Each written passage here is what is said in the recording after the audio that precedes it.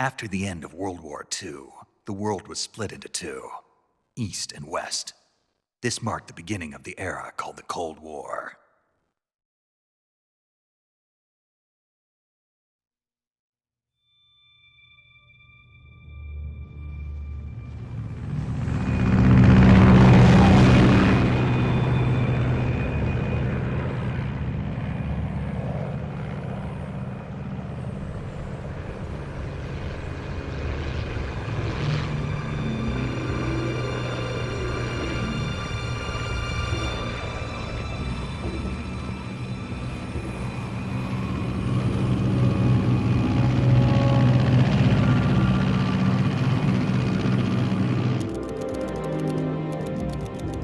Pakistan, altitude 30,000 feet. Approaching Soviet airspace.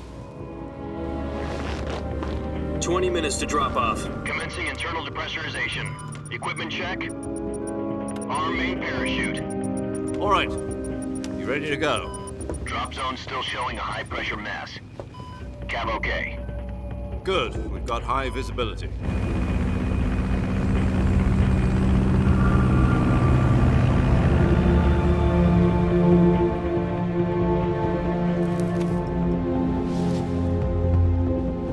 Put out that cigar. Connecting oxygen hose to interior connector. Put on your mask.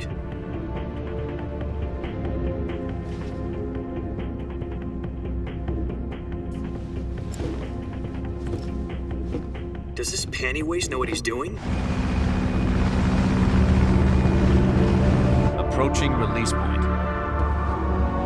10 minutes to drop off. Hey, are you deaf? He said put out the cigar and put on your mask.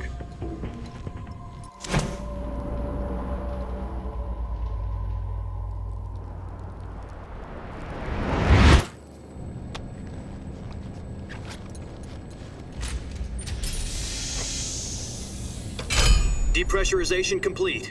Checking oxygen supply. 6 minutes to drop off. Opening rear hatch.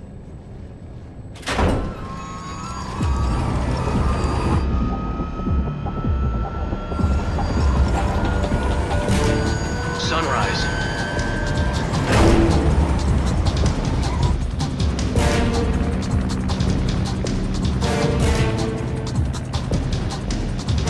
External temperature minus 46 degrees Celsius. 2 minutes to drop off. Stand up. You'll be falling at 130 miles per hour. Try not to get frostbite from the wind chill. 1 minute to drop off. Move to the rear. Activate bailout bottle. This is one for the history books. The world's first halo jump. 10 seconds to drop off. Stand by. Status okay. All green. Prepare for drop-off. Countdown. 5, 4, 3, 2, 1. Spread your wings And fly. God be with you.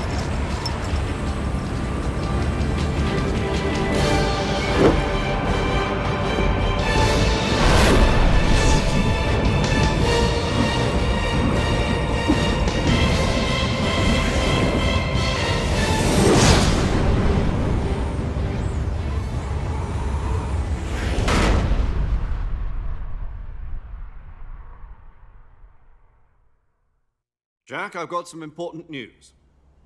The head of the CIA has finally given us the green light for the Virtuous mission. Virtual mission? No, the Virtuous mission. The future of our Fox unit depends on it. If it succeeds, we'll be officially organized into a unit. Virtuous mission? Sounds like some kind of initiation ritual. You know, don't get cocky. This isn't a training op. Right. So what exactly is this wonderful mission? Well, about 2 years ago, a certain Soviet scientist requested asylum in the West through one of our moles. His name is Nikolai Stepanovich Sokolov. He's head of the OKB-754 Design Bureau, one of the Soviets' top-secret weapon research facilities, and the East's foremost expert on weapons development. Sokolov? Isn't he that famous rocket scientist? The very same. On April the 12th, 1961, the Soviets achieved the first manned spaceflight in history. The Earth was blue, but there was no God. Well spoken. The rocket that carried Yuri Gagarin into orbit was the A-1, known as the Vostok rocket. Sokolov is said to be the man most responsible for the multi-engine cluster used in that rocket. After Gagarin's flight, Sokolov left rocket development to become the head of the newly established Design Bureau. From a lowly technician to head of a design bureau, that's quite a success story, so why do you want to defect? It seems he'd become afraid of his own creations. Afraid? Call it a crisis of conscience. And for that, he left his country and his family behind and went over the fence? Not exactly. One of his conditions was that his family was also to be taken safely to the west. We used a mole to get the family out first and succeeded in sneaking Sokolov over the Berlin Wall shortly afterwards. I was the one who conducted the operation.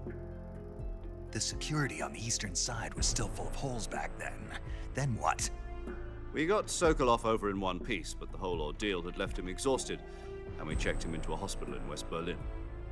It took him 2 weeks and more than 600 miles to get from the research facility in the Soviet Union to Berlin. He was in no condition to say anything coherent. And it was only a week later that we had something much bigger on our hands. The Cuban Missile Crisis. October the 16th, 1962, President Kennedy received word that the Soviets were in the process of deploying intermediate-range ballistic missiles in Cuba. The President demanded that the Soviets dismantle and remove the missiles. At the same time, he announced a naval blockade to prevent further missile shipments from reaching Cuba. But the Soviets didn't back down, instead placing their armed forces on secondary alert. Soviet transport ships carrying missiles continued on course towards Cuba. US and Soviet forces went on alert for an all-out nuclear war. Frantic negotiations were conducted through the UN's Emergency Security Council and unofficial channels to end the hair-trigger standoff.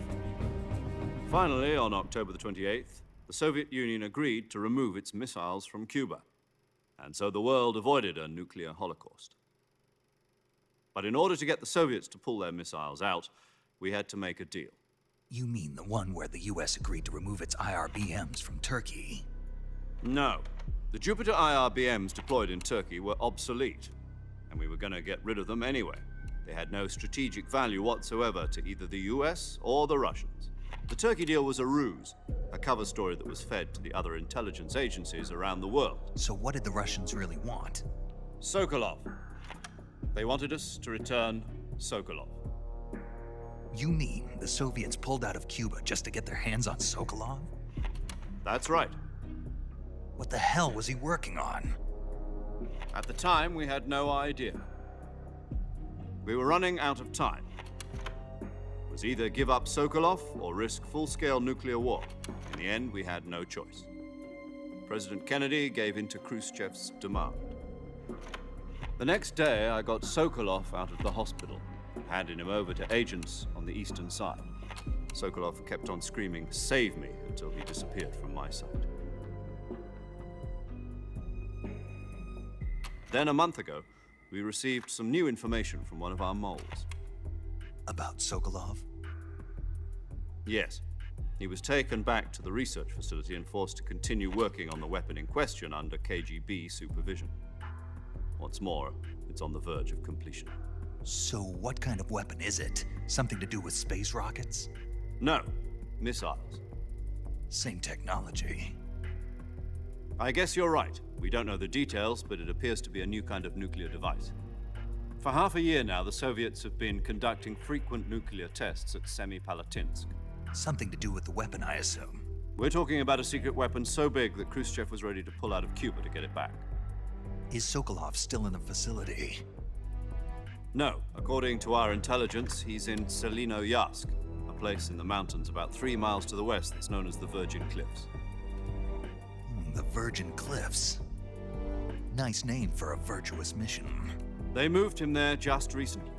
Why? Apparently, they're conducting a field test of the weapon, but it's our best chance to get him back. This mission would never have been possible if he was still in the research facility. This is our last chance. Sokolov must have known that too when he contacted us.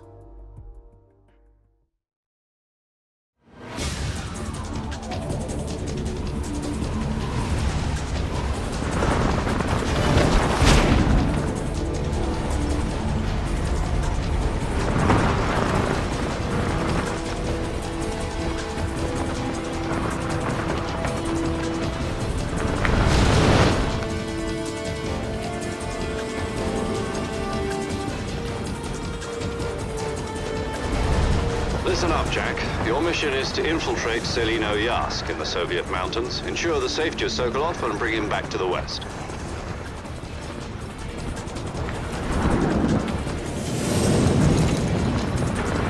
If we don't get Sokolov back before that weapon is complete, we'll be facing a major crisis. The clock is ticking.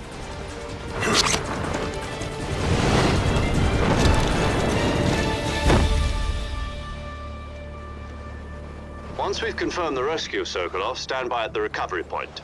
A recovery balloon will be dropped at that point. Helium will be pumped into the balloon to inflate it. The process takes about 20 minutes. Once it's complete, the gunship's arm will latch onto the balloon and pull it up. The Fulton surface-to-air recovery system. I'm familiar with the theory. Take it easy. It's been combat-proven. Do you think Sokolov is up to it? The shock will be less than during a parachute jump, and the arm can handle up to 500 pounds. So you're planning on going over the border in a single combat Talon?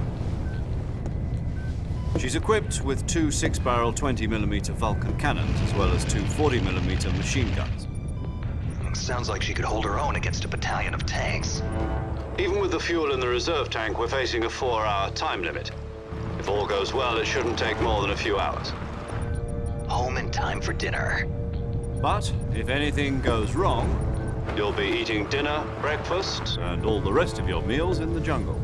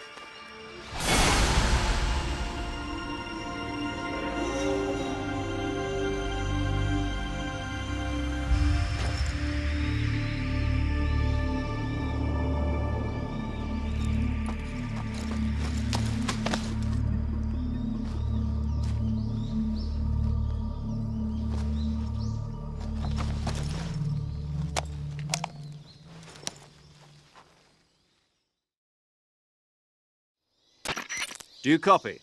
You're already in enemy territory, and somebody might be listening in. From here on out, we'll be using code names to refer to each other. Your code name for this mission will be Naked Snake. I'll be referring to you as Snake from now on. You're not to mention your real name. Snake? What, you don't like snakes? What do you mean? You've eaten one before, haven't you? In survival training. I'm glad to hear that. I don't know if I'd ever order one in a restaurant, but... Be careful, you might not have a choice. What about you, Major? What should I call you? Let's see. I'll be Tom. Call me Major Tom. This will be a sneaking mission. You must not be seen by the enemy. You must leave no trace of your presence. Is that clear? This kind of infiltration is the Fox unit's speciality. In other words, weapons and equipment are procured on site. That goes for food as well. You're completely naked, just as your name implies. Great. Now I see why you asked me if I like snakes. I suppose calling me Snake was your idea of a joke, too. No. There's a good reason for that. I'll tell you later when the time is right. Gotcha. Getting back to the subject, how exactly am I supposed to feed myself? You've been issued a knife and a tranquilizer gun. Use them to hunt for food. You'll also find some medical supplies in your backpack. Yeah, about the backpack. I lost it in a tree on the way down. I see. Well, you'd better go back and get it then. You know where it is? No problem. I can see it from here. It's stuck on a branch.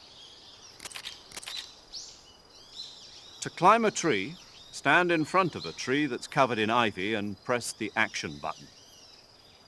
I'll be monitoring your progress over the radio. We can't risk violating Soviet airspace, but I'll be in the gunship. My frequency is 140.85. I'll give you a call if I need to talk to you. If you need to talk to me, use the send function. Okay, Snake, go get your backpack.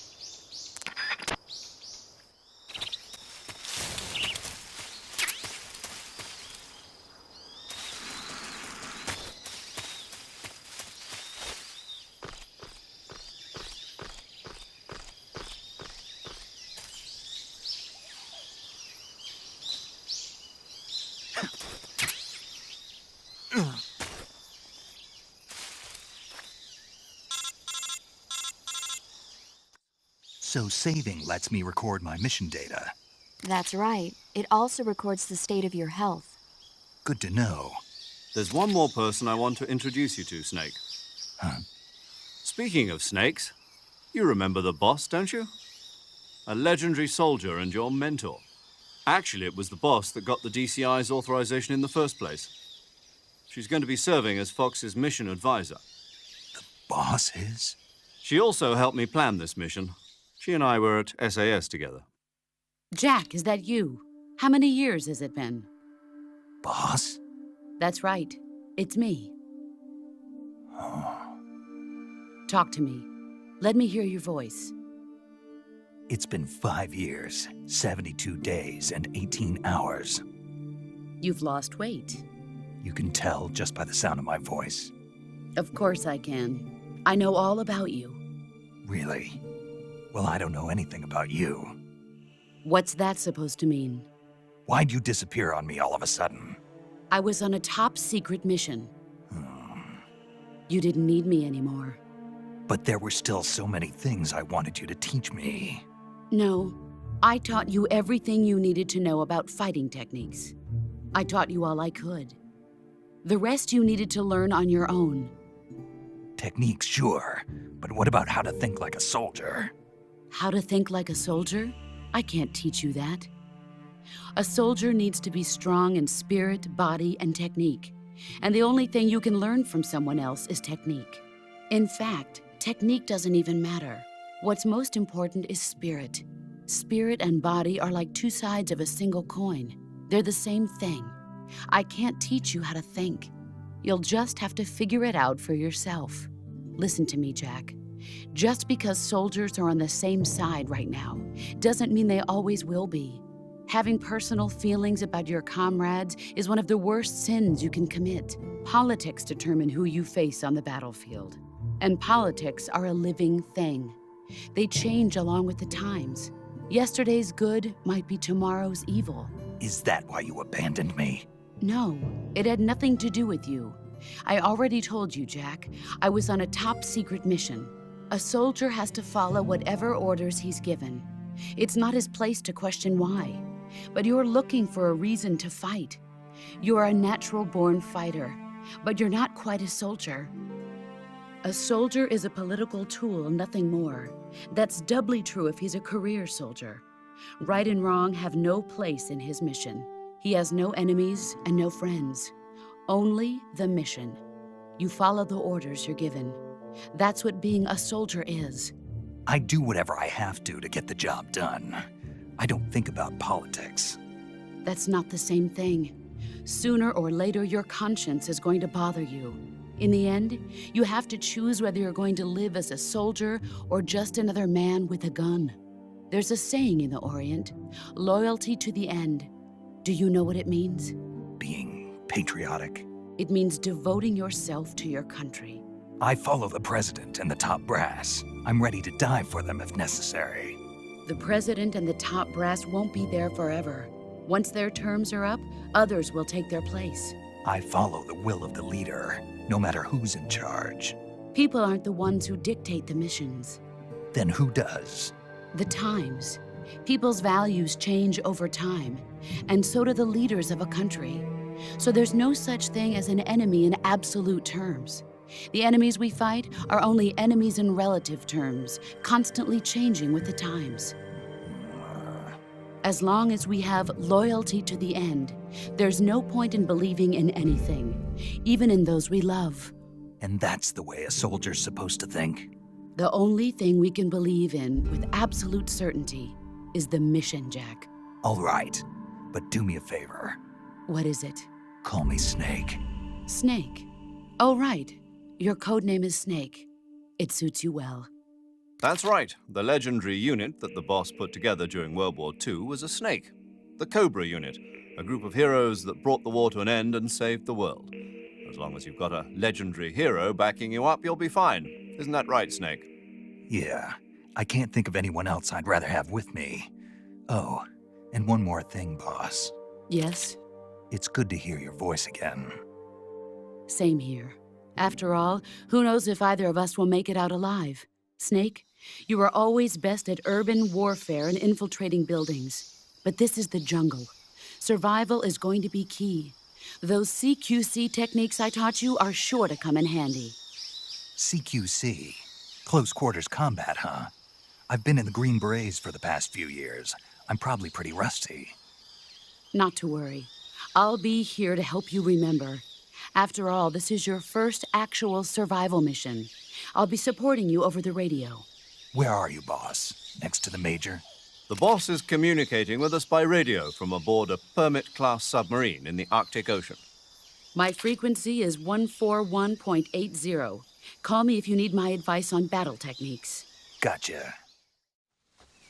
Snake, try to remember some of the basics of CQC.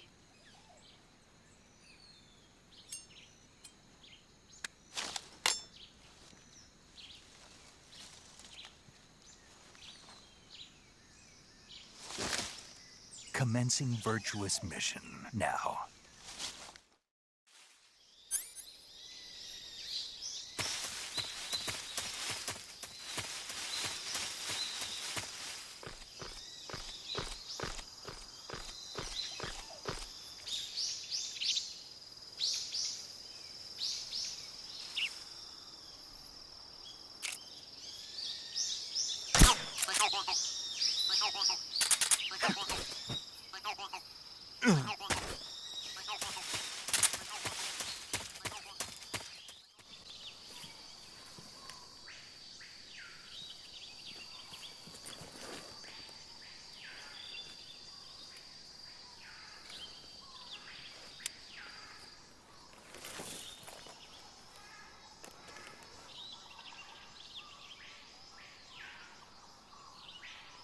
Major, I've spotted 2 enemy soldiers. They're probably KGB troops sent to guard Sokolov. AK-47s and grenades.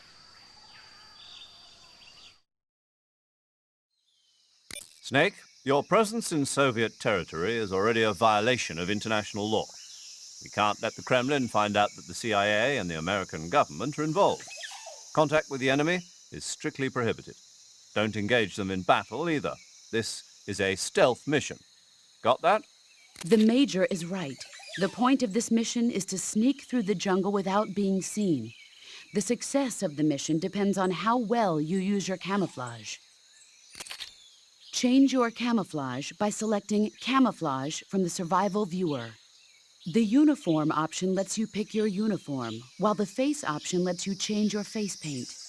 Choosing camouflage that blends in with your surroundings will help you conceal yourself more effectively. Also, don't forget that anything that moves will stand out in the jungle. If you just stand up and run around like an idiot, you're bound to be spotted. But if you crawl instead, you should be able to sneak by without being noticed.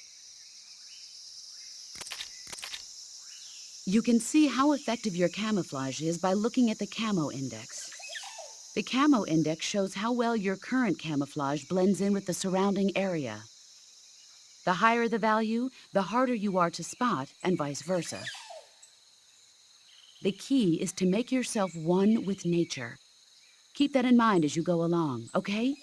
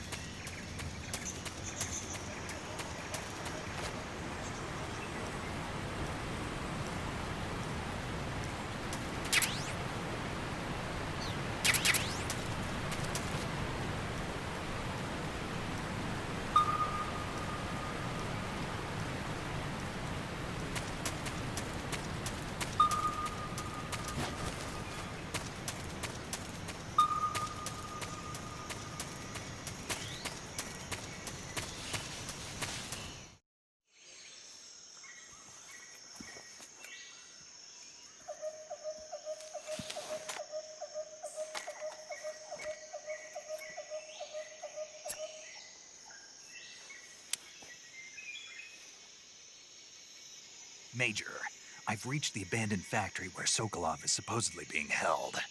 This place is a dump.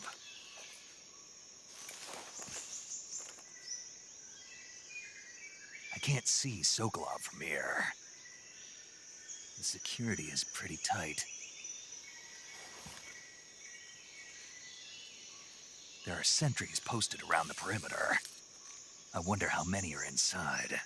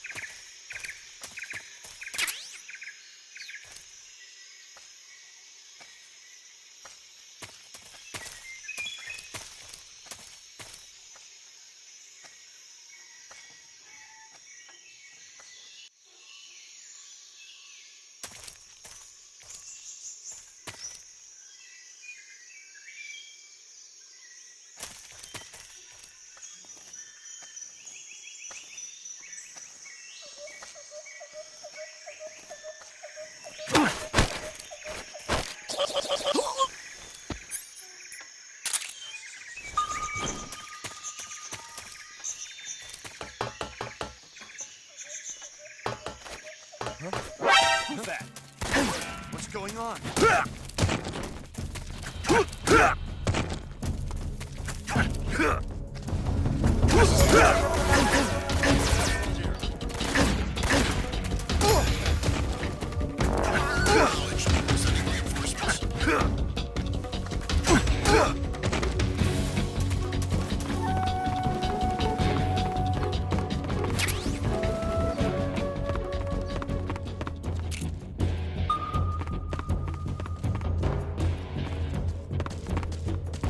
I see him.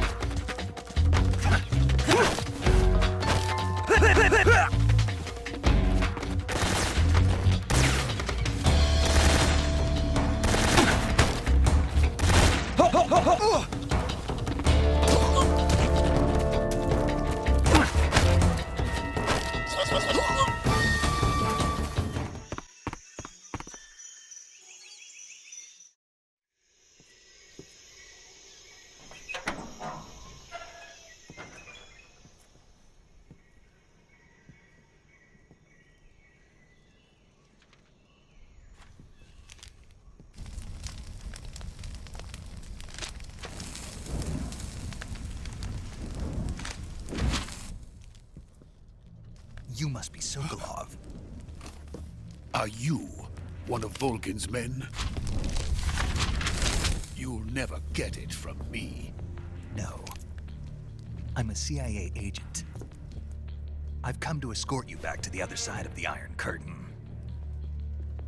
You're CIA? Yeah. I was sent by Major Zero, the man who got you out 2 years ago. Zero? I have a message from him. What is it? He said to tell you sorry for being so late. Did he now? What does it mean? It means he's a man of his word. But we've got no time for this. You have to get me out of here before they arrive.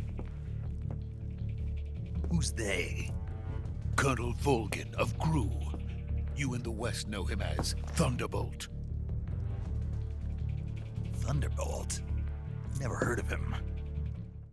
He's a member of the Army's extremist faction, a man who seeks to seize control of the motherland. Ever since the Cuban Missile Crisis 2 years ago, Khrushchev has been pursuing a policy of peaceful coexistence with the West.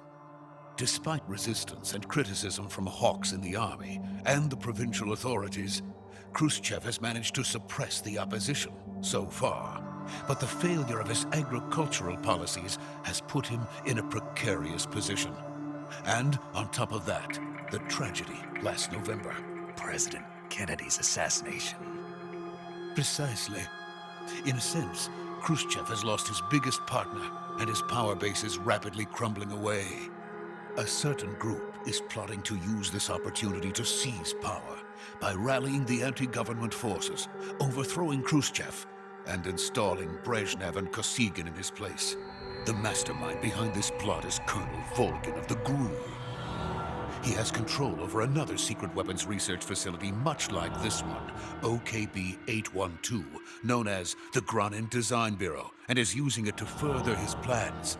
But that is not enough to satisfy him. Now he's plotting to seize the secret weapon I have been developing here and use it as leverage in his bid for power.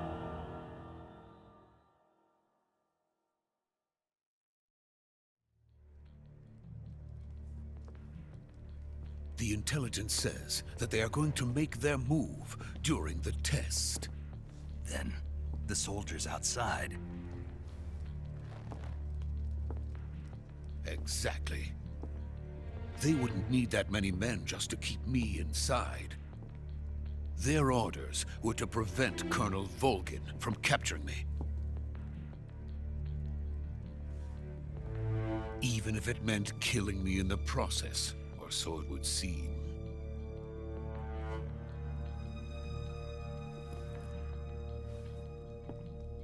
Volgin will come. I'm sure of it. You must get me out of here before then. Leave it to me. By the way, your Russian is superb. Where did you learn to speak it? From my mentor. Is that so? America is truly a frightening country. Having second thoughts? No. I have no love for this place. Let's go.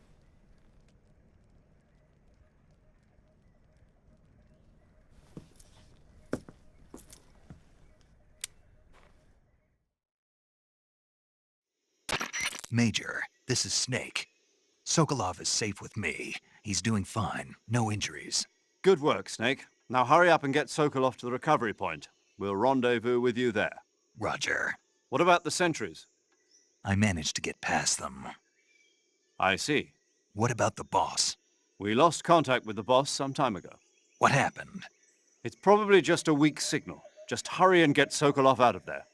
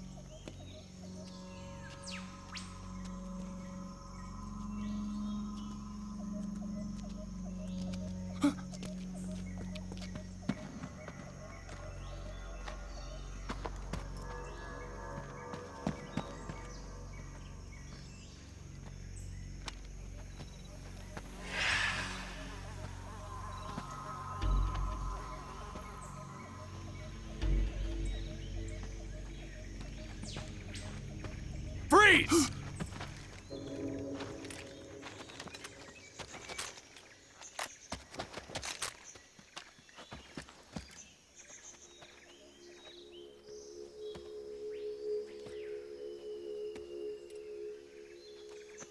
So this is the legendary boss. Huh?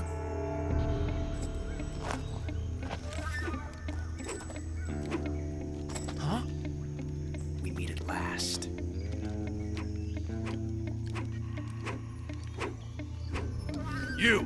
You're from the Ocelot unit of Spetsnaz. Huh. What's a Gru soldier doing here? Soldier?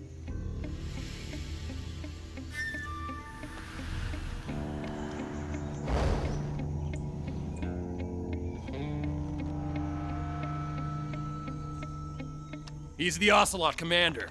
Ha! That's Major Ocelot to you. And don't you forget it.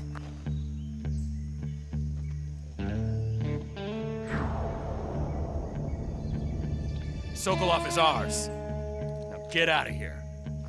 And Ocelot never lets his prey escape. What?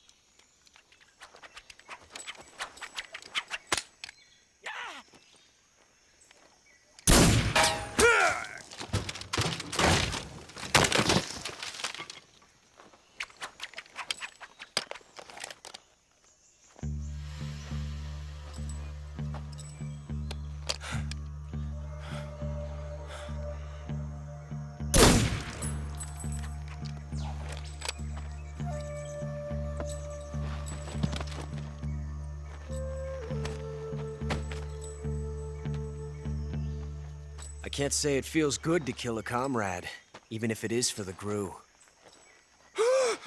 Sokolov, take cover.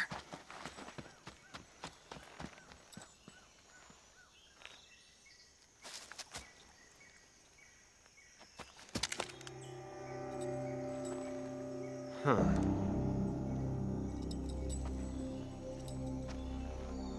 You're not the boss, are you?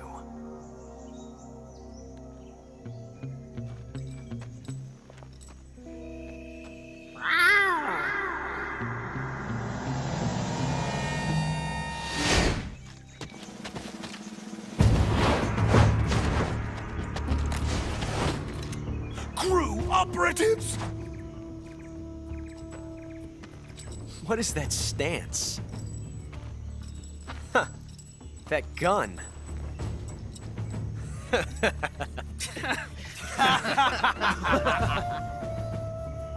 If you're not the boss, then die.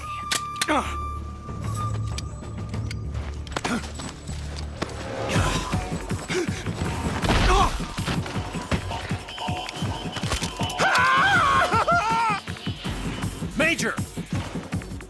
Leave it! Shoot the other one! Whoa!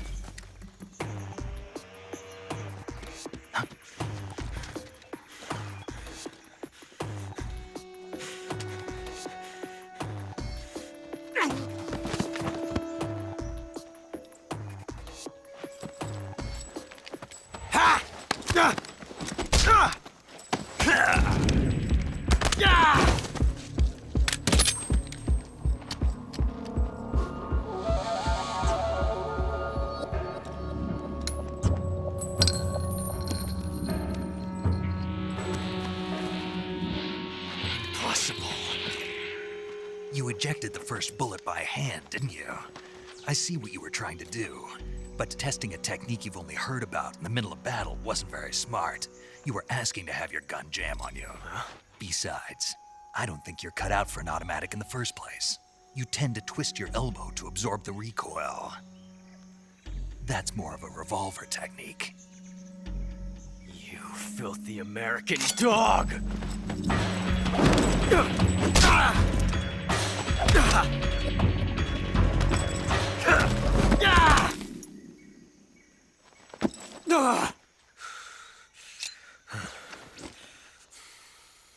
But that was some fancy shooting. You're pretty good.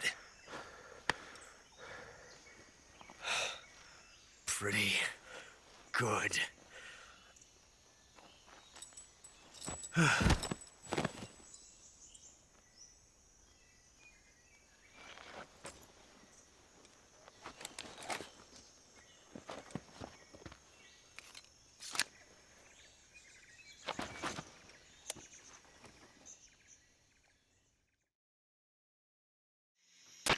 Major, do you read me? I read you. Snake, you all right? I've run into a few snags. These guys were after Sokolov too. Apparently they were taking orders from a GRU colonel named Volgan. A GRU colonel? Part of an internal Soviet power struggle, according to Sokolov. Something between the KGB and GRU. Between Khrushchev's supporters and Volgan's. Sokolov was being guarded by the KGB and hunted by GRU? Snake, it sounds like this could be even hotter than Cuba. I don't like it. Something about the whole thing stinks. I agree. You'd better hurry. Sokolov ran off by himself, but I'll catch up to him. We're counting on you.